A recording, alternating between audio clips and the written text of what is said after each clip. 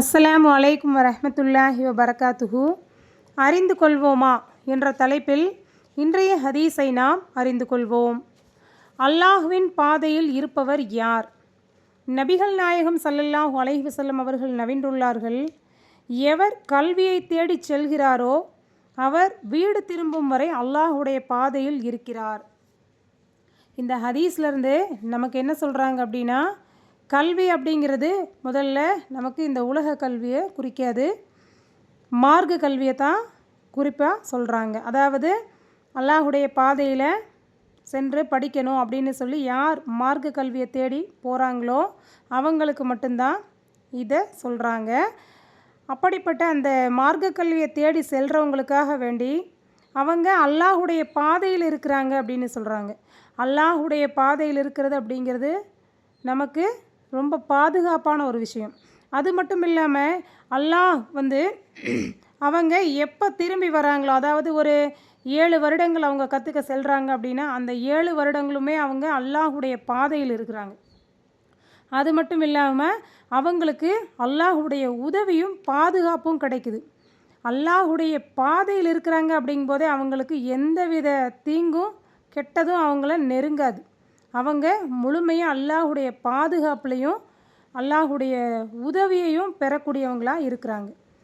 அது மட்டும் இல்லாமல் இதில் இன்னொரு ஸ்பெஷல் என்ன அப்படின்னா, மலக்குமார்கள் அவங்களுக்காக வேண்டி மரியாதை செய்கிறதுக்காக வேண்டி என்ன செய்கிறாங்க, தன்னுடைய இறக்கைகளை விரித்து அவங்களுக்கு மரியாதை செய்கிறாங்க, இந்த மார்க்க கல்வியை தேடி சென்றவங்களுக்காக.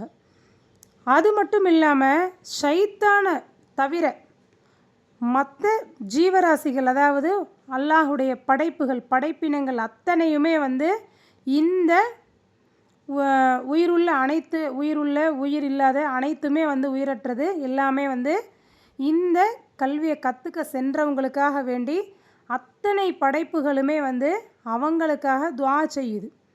சுப்ஹானல்லாஹ், இது எவ்வளவு பெரிய பாக்கியம் அப்படிங்கிறத பாருங்கள். ஏன்னா இன்றைக்கி நாம் ஒரு விஷயமா ஒருத்தர்கிட்ட எனக்காக துஆ செய்யுங்கன்னு சொல்லுவோம், அவங்களுக்கு நினைவில் இருந்தால் அதை செய்வாங்க. ஒருத்தருடைய துஆ கிடைக்கிறது அப்படிங்கிறது நமக்கு சாதாரண விஷயம் கிடையாது. ஆனால் நாம் இந்த அல்லாஹுடைய பாதையில் கல்வியை கற்றுக்க போயிட்டோம் அப்படின்னா நமக்காக வேண்டி உலகத்தில் இருக்கிற அத்தனை ஜீவராசிகளும் படைப்பினங்களுமே நமக்காக துஆ செய்கிறாங்கன்னு சொல்கிறாங்க இந்த ஹதீஸில். ஏன்னா இது நமக்கு மிகப்பெரிய பாக்கியம். அத்தனை துஆவும் நமக்கு கிடச்சி அப்போ நம்ம எவ்வளவு அல்லாஹுடைய பாதையில் இருக்கிறோம், அல்லாஹ் நமக்கு பாதுகாப்பு கொடுக்குறான், நமக்கு உதவி செய்கிறான். அது மட்டும் இல்லாமல் வானவர்கள் மரியாதை செய்கிறாங்க. நம்மளுடைய படைப்பினங்கள் அத்தனையுமே பூமியில் இருக்கக்கூடிய அனைத்து படைப்பினங்களும் நமக்காக துஆ செய்யுது. இது மிகப்பெரிய கிருபை. ஏன்னா நம்மளுடைய குழந்தைகளை உலக கல்வியை மட்டுமே கற்றுக்க வச்சு ஒரு டாக்டராவோ இன்ஜினியராகவோ போலீஸாவோ இந்த மாதிரி ஆக்கலாம் அப்படிங்கிற எண்ணங்கள் மட்டுமே நிறைய பெற்றோர்களுக்கு இருக்கும். இது அவங்களுடைய கனவாகவே வச்சு இந்த பெருமையான கல்வியை மட்டுமே மற்றவங்கக்கிட்ட என் பையன் டாக்டர், என் பையன் இன்ஜினியர்னு சொல்லும்போது ஒரு பெருமையாக இருக்கும் அப்படின்னு சொல்லி அந்த பெருமைக்காக வேண்டி கல்வியை கற்றுக் கொடுத்துட்ருப்பாங்க. அந்த பெருமை நம்ம இந்த உலகத்தில் மட்டும்தாங்க. மறுமையில் நமக்கு என்றைக்குமே நிரந்தரமான கல்வி என்னென்னா மார்க்க கல்வி மட்டும்தான். அதனால் ஒவ்வொரு பெற்றோரும் உலக கல்வியை கற்றுக் கொடுங்க வேண்டான்னு சொல்லலை.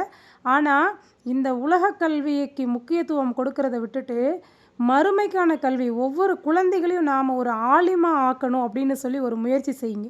ஏன்னா அதில் மட்டும்தான் நமக்கு நிரந்தரமான பலன் இருக்குது. ஏன்னா இம்மைக்கான கல்வியும் மறுமைக்கான கல்வியும் அதில் இருக்குது. அதனால் ஒவ்வொரு குழந்தைகளையும் நீங்கள் ஒரு ஆலிமாக உருவாக்குங்க.